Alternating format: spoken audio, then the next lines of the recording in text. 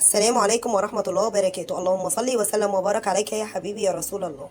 النهاردة هعمل معاكم صينية المكاريل بالبطاطس، وما تخافيش البطاطس مش هتزفر ولا أي حاجة.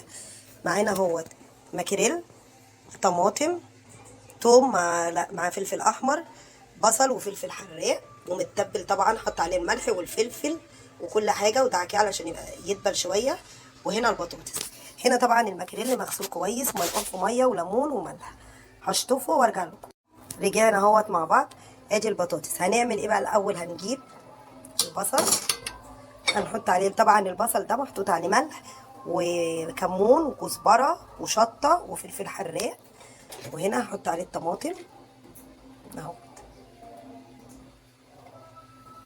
اهو هنقلب كده الطماطم مع البصل، قلبناها اهوت.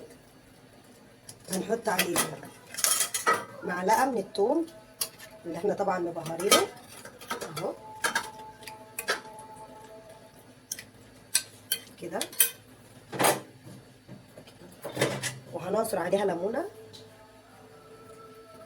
احنا كده بنقلب الحاجه على بعض، اللي هي طبعا بصل وثوم والفلفل الحراق والطماطم، هنقلبهم على بعض. دي الخلطه اللي هنحشي بيها السمكيه بعد لما نخلص اهو كده.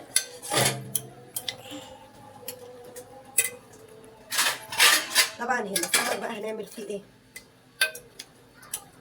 بصي السمك طبعا احنا ما تبلناهوش،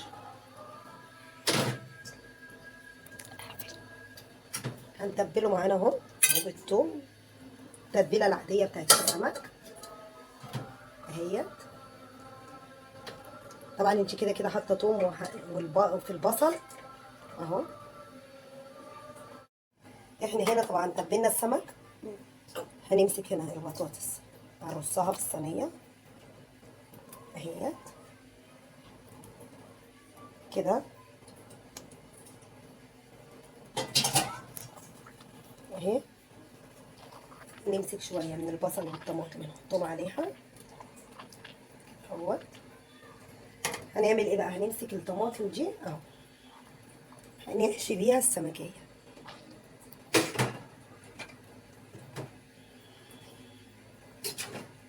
اهي كده، ونرصها بردك فوق البطاطس. هكمل رصها وارجع لكم. هنا رصينا السمك. انا هقطع فيه فلفل عشان احنا بنحب الحاجه الحراقه. قطع فيه فلفل كده اهو. نتبقى معانا اهو اهو.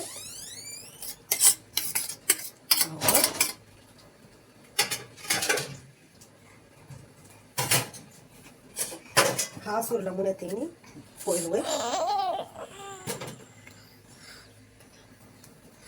اهو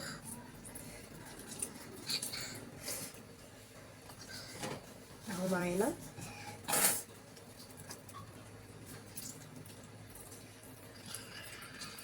كده. نحط بقى معلقه زيت. طبعا انا هحط زيت زيتون، انا بفضل زيت الزيتون.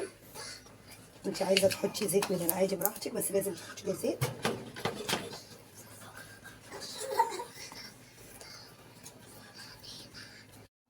كده هيت الصينيه جهزت معانا. هدخلها الفرن بقى ونشوفها بعد السوا. وده كده شكل الصينيه بعد ما استوت. يا رب تعجبكم، جربوها. متنسوش تدعموني بشير ولايك. باي باي.